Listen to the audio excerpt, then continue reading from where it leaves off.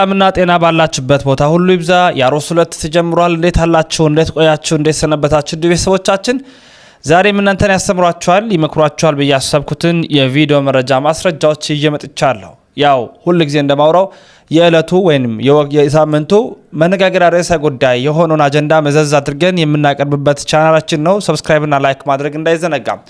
ዛሬ ለማንሳት የወደድኩት በዚህ በአባታችን ርዕሰ ሊቃውንት አባ ገብረ ኪዳን ያስተላለፉትን ከነገረ ክርስቶስ ጋር የነበረውን አስተምሮ መዘዝ አድርገው የፕሮቴስታንቱ ቤተ እምነት ለራሳቸው እንዲመች አድርገው የምንፍቅና ሐሳባቸውን እየዘሩ ይገኛሉ።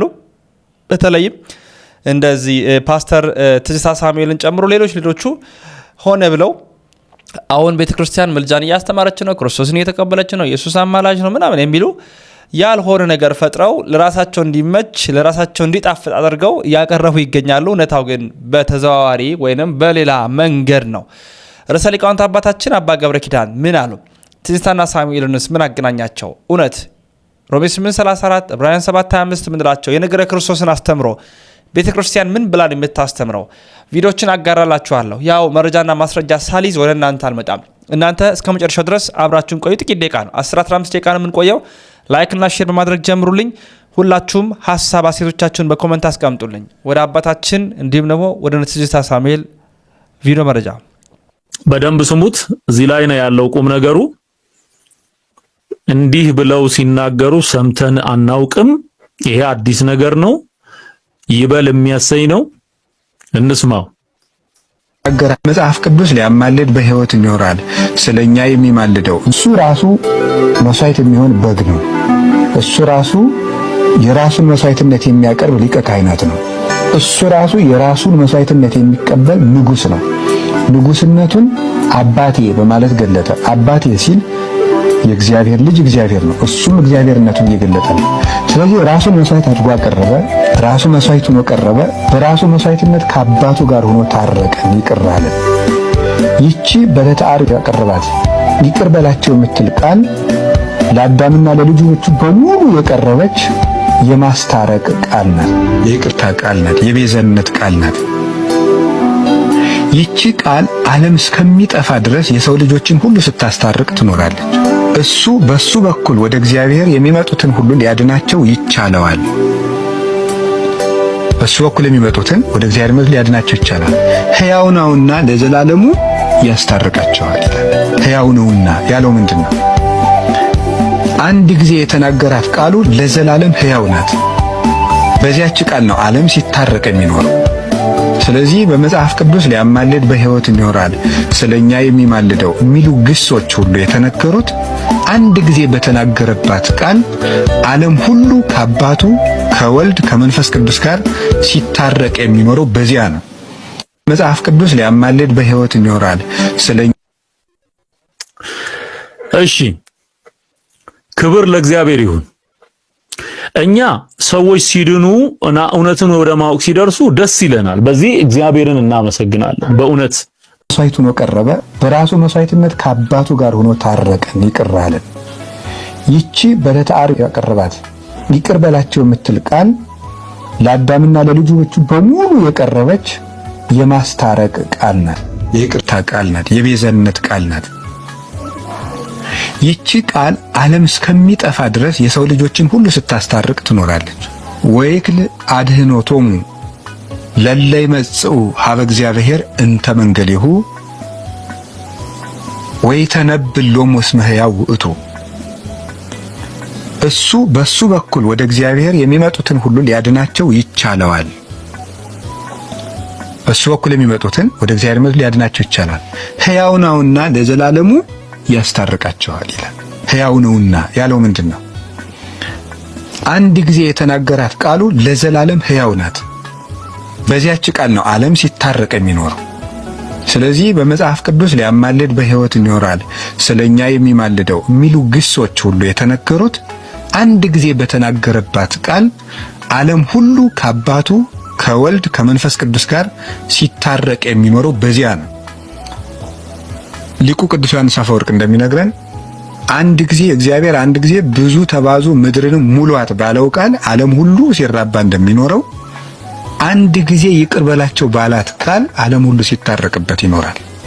አንድ ጊዜ ባቀረባት ቃል እሱ ዕለት ዕለት መስዋዕት ማቅረብ አያስፈልገውም እንደ ብሉይ ኪዳን ሊቃነ ካህናት። ለምን? እነዚያኞቹ ይሞታሉ፣ ክህነታቸውም በሌላ ካህን በሌላ ሊቀ ካህናት ይተካል።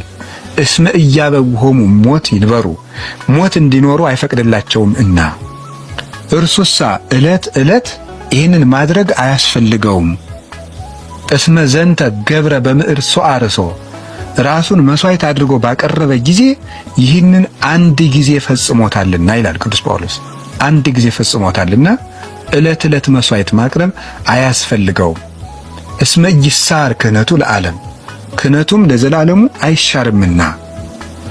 ለዘላለም እንደ መልከ ጼዴቅ ክህነት አንተ ለዘላለሙ የእግዚአብሔር ሊቀ ካህናት ነህ ተብሎ እንደተነገረ የሱ ክህነት አትሻርም፣ ሊቀ ካህናትነቱንም የሚተካት የለም። ዛሬም ቢሆን ዓለም ሁሉ ወደ ክርስቶስ ቢመጣ ይቅርታ የሚያገኘው በዚች የሚያደርጉትን አያውቁምና ይቅር በላቸው በተባለችው በዕለተ ዓርብ በቀረበችው ሕያው የማስታረቅ ቃል ሕያው ቤዛነት ነው። አላጅ ነው ይላል የሚለው ከሊቀ ካህናቱ ጋር የተገናኘ ነው። ለምን? የሊቀ ካህናት ተግባሩ ማማለድ ነው። ቅዱስ ጳውሎስ እንዳለው አሁን የአይሁድ ችግራቸው መቼ ሊቀ ካህናቱ በየዓመቱ ማለደልን ነው። ቅዱስ ጳውሎስ የሚለው ኢየሱስ ክርስቶስ ማለት ነው በመስቀል ላይ አንድ ጊዜ ስለሁላችን አማልዷል ይላቸዋል። አማልዷል ምን ብሎ? አባት ሆይ የሚያደርጉት አያውቁምና ይቅር በላቸው ብሎ አይደለም እንዴ? አምላኬ ለምን ተውኸኝ ብሎ ይሄ በሙሉ ለሰው ዘር እንደ ሊቀ ካህናት ሆኖ በመስቀል ላይ ያቺ በመስቀል ላይ የተናገራቸውን እኛ ሰባቱ አጽራሐ መስቀል በመስቀል ላይ የተናገራቸው ብለን ምን ይዛቸው በሙሉ እነዚያ ስለኛ እኛን ተክቶ ያቀረባቸው ናቸው። ስለዚህ ቤዛችን የምንለው ለኛ ነው። ሊቀ ካህናት ሆኖ እኛን ተክቶ ስለኛ ያቀረባቸው ናቸው። ከአብ ከመንፈስ ቅዱስ ጋር ሆኖ ደግሞ ለሰለኛ ተቀብሏል። ከዚያ በኋላ ግን ተክልዬ በሰማይ ከሄደ በኋላ አማላጅ ነው የሚል ትምህርት ኦርቶዶክስ የላትም። በዕለተ ዓርብ አንድ ጊዜ የፈጸመው የሊቀ ካህናት ተግባር ራሱ መስዋዕት ያደረገበት በመስቀል ላይ ያቀረባቸው ምልጃዎች ግን ሊቀ ካህናት ሆኖ ያ ግን ዓለሙን በሙሉ እስከ ዕለተ ምጽአት ሲያስታርቅ ይኖራል እንጂ አሁን ለምሳሌ ዮሐንስ ወንጌል ምዕራፍ 5 ቁጥር 19 ምን ይላል?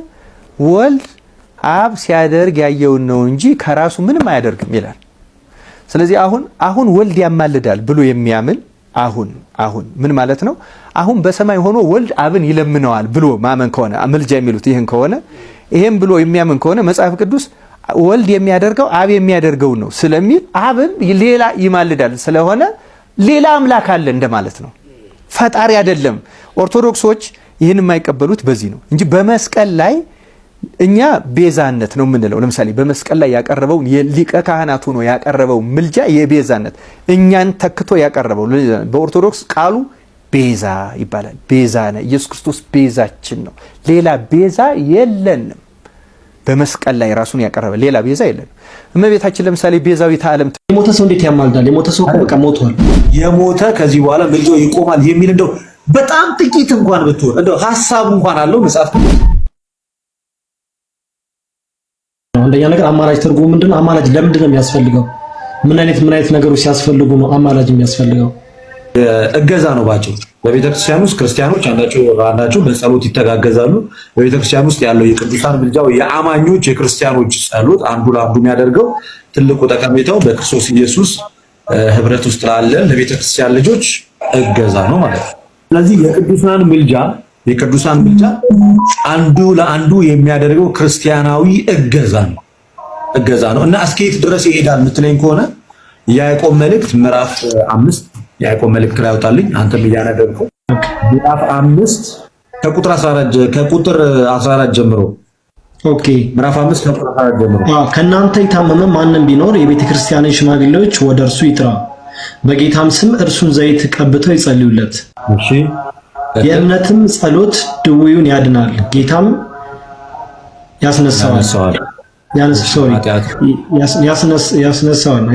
ኃጢአትም ሰርቶ እንደሆነ ይሰረይለታል። እርስ በርሳችሁ በኃጢአታችሁ ተናዘዙ ትፈወሱም ዘንድ እያንዳንዱ ስለሌላው ይጸልይ። የጻድቅ ሰው ጸሎት በስራዋ እጅግ ኃያል ታደርጋለች። ጻድቅ የሚለው ማንን ነው? ይሄ በክርስቶስ ኢየሱስ ጽድቅን ያገኘን ሁላችንንም አንድ፣ ሁለተኛ ደግሞ በክርስቶስ ኢየሱስ ብቻ ሳይሆን መልካም ፍሬን አፍርተን ልክ እንደ ጳውሎስ በሃይማኖት የበረቱ የጸኑ እነሱንም ይጨምራል። የጻድቅ ሰው ጸሎት በዘራዋ እጅግ ኃይልን ታደርጋለች ማለት ለምሳሌ የቅዱስ ጳውሎስ ጸሎት፣ የቅዱስ ጴጥሮስ ጸሎት፣ የሐዋርያት ጸሎት እነዚያም በሃይማኖት በእጅጉ በጣም የበረቱ ናቸው። ጻድቅ የሚለውን ነገር በሁለት ከፍለን ማየት እንችላለን። አንደኛ መለየት ከሞተ ስራ የተለየን ሁላችንም ክርስቲያኖች በክርስቶስ ኢየሱስ የጽድቅ ስራ ጽድቅን ያገኘን ከሞተ ስራችን ያመለጥነንና ስለዚህ የቅዱሳን ምልጃ ወይም ደግሞ ጸሎት በክርስቲያኖች ህብረት ውስጥ አንዱ ለአንዱ ሲደክም ያግዟል። ወደ ኋላ ለመመለስ ቢኖር በሃይማኖት መጠራጠር ቢኖር እነዚህ ነገሮች ሁሉ የአንዱ ለአንዱ የሚያደርገው ጸሎት ለምሳሌ አሁን አንተ እጅ እና አይነ ይተጋገዛሉ። አይነ ያየውን እጅ ሄዶ ያመጣዋል። ጆሮ የሰማውን በአንደበትህ ትናገረዋለህ። ስለዚህ አንዱ አካል ለአንዱ ምን ያደርጋል? ይተጋገዛል። ከዛ ውስጥ አሁን ይሄኛው እጅ ቢቆረጥብህ ሙሉ አካልን ህመሙ አይሰማህም? ይሰማል። ለምን? ስለተጋጠምክ። የቅዱሳንም ምልጃ እንደዚህ ነው። የአንዱ መንሸራተት፣ የአንዱ መንገዳገድ ያሳስበናል። ከዚህ አንፃር የቅዱሳን ምልጃ በቤተክርስቲያን ውስጥ እገዛ ነው። ስለዚህ እዛ ጋር ምልጃ የሚለው በህይወት ያሉትን ነው ወይስ የሞቱትን ነው የሚለው? በህይወት ያሉ የሞቱት ብሎ አይለይም መጽሐፍ ቅዱስ። በመጀመሪያ ደረጃ ሁሉም ፕሮቴስታንት ወንድሞቻችን ሊያስተውሉት የሚገባው ነገር በህይወት የሌሉ የሚል ጥቅስ ከየት ነው ያመጡት? በመጀመሪያ ደረጃ አይ በህይወት እስካሉ ብቻ ነው የሚያማልዱት፣ በህይወት ከተለዩ በኋላ አያማልዱም የሚል እንደው የሐዲስ ኪዳን ጥቅስ አለ ወይ? አንበበት አቃጣ የሞተ ሰው እንዴት ያማልዳል? የሞተ ሰው በቃ ሞቷል። አይ የሞተ ሰው አይደለም። አሁን ወንድሜ ናቲ በግምት አይደለም የምንመልሰው፣ መጽሐፍ ቅዱስ ማስረጃ ሊኖር ይገባል። እኛን ገና ለገና ህሊናችንን ስለከበደን ወይንም ደግሞ አይ በቃ የሞተ እኮ ማለት ሞቷል ብለን ጭንቅላታችን ስለነገረን አይደለም። መጽሐፍ ግን ሲናገር የሞተ ከዚህ በኋላ ምልጃው ይቆማል የሚል እንደው በጣም ጥቂት እንኳን ብትሆን እንደው ሐሳቡ እንኳን አለው መጽሐፍ ቅዱስ አንብበታ። ኦኬ ሰው አንተ በምትለው የምንሄድ ከሆነ እኔ በምለው መጽሐፍ ቅዱስ በሚለው አንተ በምትለው በነገር አንተ ራሱ ስታነብ መጽሐፍ ቅዱስ ላይ ቅዱሳን ከሞቱ በኋላ ማያማልዱበት መንገድ እንዳለ የሚያሳይ እንደው ትንሽ እንኳን ጭላንጭል የሆነ ጥቅስ አይተህ ታውቃለህ? ኦኬ ሶ እኔ ለአንተ ምጸልይ ከሆነ ለምሳሌ እኔም አሁን እኛም ቅዱሳን እንባላለን። በክርስቶስ ኢየሱስ ያመነ ሞትና ትንሣኤውን ያመነ ቅዱሳን ይባላል ብለኛል አይደለ? ስለዚህ እኔ ለአንተ ልጸልይልህ እችላለሁ እያለሁኝ በህይወት እያለሁ ልጸልይልህ እችላለሁ። ስለዚህ ስሞት ምጸልይልሃለሁ ማለት ነው። አሁን እኮ ምን መሰለህ ወደ ጥቅሱ ወደ ሐሳቦች ውስጥ ከመግባታችን በፊት አንድ አጥርተን ማለፍ ያለብን ነገር አለ። መጽሐፍ ከተናገረን እናገራለን፣ ካልተናገረ ዝም አይደለ? ከተናገረን እናገራለን፣ ካልተናገረ ግን እኛ የራሳችንን ሐሳብ መናገር ይኖርብናል። እንዲሁ ስታስበው ኦኬ እሺ አለብን አይደል? ብቻ ነው መሄድ ያለብን በመጽሐፍ ቅዱስ ነው። አጥርተን መሄድ ያለብን ነገር ቅዱሳን ከሞቱ በኋላ የምልጃ አገልግሎታቸው ይቋረጣል፣ የሚያማልዱት በህይወት እስካሉ ድረስ ብቻ ነው የሚል ሐሳብ አለ። አግኝተሃል? እንደዛ የሚል እኮ እሺ፣ እንደዛ የሚሆን ከሆነ እኔ እናንተም ቅዱሳን ነን አይደለ? በኢየሱስ ክርስቶስ ስለምናምን አይደለም። በመጀመሪያ ማጥራት ያለብን እንደዚህ የሚል ሐሳብ ግን መጽሐፍ ቅዱስ የለውም በጭራሽ። ከዛ እንዴት እንደሚያማልዱ ያስረዳሃለሁ። ከሞቱ በኋላ ቅዱሳን እንዴት ለኛ ሊያማልዱ እንደሚችሉ በመጽሐፍ ቅዱስ አረዳድ ከብዙ ጥቅሶች አውጣትቼ ያስረዳሃለሁ። ግን አንድ ተስማምተን ማለፍ ያለብን ነገር ምን መሰለህ ናቲ? ምን ጊዜም አጥርተን ማለፍ ያለብን ነገር አለ። ቅዱሳን ከሞቱ በኋላ ምልጃን ማቅረብ አይችሉም የሚል የመጽሐፍ ቅዱስ ጥቅስ አንተ ነው አንብበህ ታውቃለህ? አለ? እሺ የለም። እሺ ቴንክ ዩ የለም። ሁለተኛ በህይወት እስካሉ ብቻ ነው ሊማልዱ የሚችሉት የሚልም ጥቅስ አንብበህ ታውቃለህ? በቅንነት ነው አለ? እሺ ነው የለም። ግን እንደዛ የምትል ከሆነ እንደተሻው ለምሳሌ እንደዛ የምትል ከሆነ እኮ አሁን ቀጥታ ማርያም ታማልዳለች ተብሎ የተጻፈ የለም አይደለ? በሌላ መንገድ ነው ቀጥታ ጥያቄ። እኔ እኮ በቀጥታ አይደለም ማለት ናቲ፣ እኔ እኮ በቀጥታ አይደለም ጥያቄ። ኢቭን በቀጥታ አይደለም የኔ ጥያቄ። ኢቭን አንድ ፕሮቴስታንት ወንድሜ ወይም አንድ ፕሮቴስታንት እህቴ ቅዱሳን ከሞቱ በኋላ አያማልዱም የሚለውን ትምህርት እንደ እምነት ከያዙት በቃ ይሄ እምነታችን እንደዛ የሚል የለም ብሎ በእምነት ደረጃ ከያዙት እምነታቸው የሚመሰረተው መጽሐፍ ቅዱስ ላይ ከሆነ ይህንን ትምህርት ከመጽሐፍ ቅዱስ ማምጣት አለብን። ቃል በቃል አይደለም የምልህ እኔ ቃል በቃል አልጠይቅም ራሱ ገና ከጅምሩ እንደው እንደዛ የሚመስል ሐሳብ ራሱ ያለው አለ ወይ የኔ ጥያቄ እንደው እንደዛ ብላችሁ እንድትረዱ ያደረገ የመጽሐፍ ቅዱስ ጥቅስ ራሱ አላችሁ ወይ የለም ኦኬ ስለዚህ እሺ ሶሪ የለም ግን ይሁን ካሁን ያነበብነው ያዕቆብ መልእክት 5 ላይ ምንድነው የሚለው እርስ በርሳችሁ በኃጢአታችሁ ሶሪ ቆይ እርስ በርሳችሁ በኃጢአታችሁ ተናዘዙ እርስ በርሳችሁ ገብቷል እርስ በርሳችሁ በኃጢአታችሁ ተናዘዙ ተፈወሱም ዘንድ እያንዳንዱ ሰው ስለሌላው ይጸልይ ነው የሚለው ገብቷል የጻድቅ ሰው ጸሎት በስራው እጅግ ኃያል ታደርጋለች ጻድቅ ማለት እኔ አንተ በክርስቶስ ምናምን ሰዎች ሁሉ የክርስቶስ ሞትና ትንሣኤን የምናምን ሰዎች ሁሉ ጻድቆች ነን ብለዋል ጻድቆች ነን ስለዚህ እርስ በርሳችን በኃጢአታችን የምናዘዝ ቢሆን አንድ ሰው ከኔ ተለይቶ የሚሞት ከሆነ ያን ሰውም ጻድቅ ከሆነ እኔም ጻድቅ ከሆንኩኝ እኔም ለሱ ጸልያለሁ እሱ ሞቱም ለኔ ይጸልያል ማለት ነው አንተ በዛ መንገድ ነው ያስብከው ማለት ነው ስለዚህ አሁን ወደ መልሱ እንሂድ ወደ ማብራሪያው እንሂድ ምክንያቱም ቅዱሳን ከሞቱ በኋላ ምልጃቸው ይቀራል የሚያማልዱት በህይወት እስካሉ ነው የሚለው ጥቅስ የለም ባጭሩ አንተ ተግባብተናል እሱ ከሌለ እንዴት አድርገው ከዚህ ዓለም ድካም ካረፉ በኋላ ያማልዳሉ የሚለውን ደግሞ ከመጽሐፍ ቅዱስ እንረዳ እሺ ሐሳቡ ምን ቅድም ቃል በቃል አልጠይቅም ባይዜ እግዚአብሔር በሚያውቀው ቃል በቃል እኔ አልጠይቅም ግን ሐሳቡ ራሱ የለም ነው በሐሳብ ደረጃ በራሱ ማለት ነው ወንድሜ ቅዱሳን ከሞቱ በኋላ አያማልዱም የሚል በሐሳብ ደረጃ እንኳን የለም አይደለም ቃል በቃል ቅዱሳን ግን ከዚህ ዓለም ድካም ካረፉ በኋላ